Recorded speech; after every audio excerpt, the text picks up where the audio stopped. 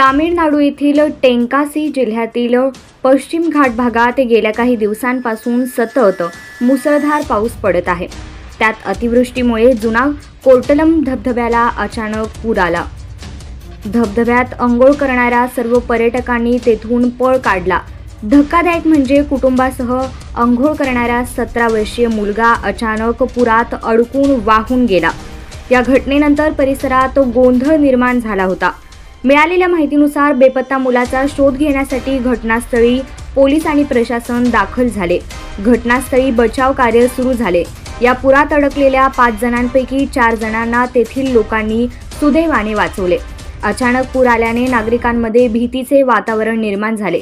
पुराचे अनेक video social मीडियावर व्हायरल होत आहे। जुन्या कोर्टलम धबधब्यात अंघोळ करताना अचानक आलेल्या पुरात एक 17 वर्षीय मुलगा पुरात वाहून गेला। अश्विन असं मुलाचे नाव होते। बचाव कार्याच्या मदतीने अथक प्रयत्नानंतर अश्विनचा मृतदेह बाहेर काढण्यात आला। या घटनेनंतर त्याच्या कुटुंबावर दुःखाचा डोंगर कोसळला आहे।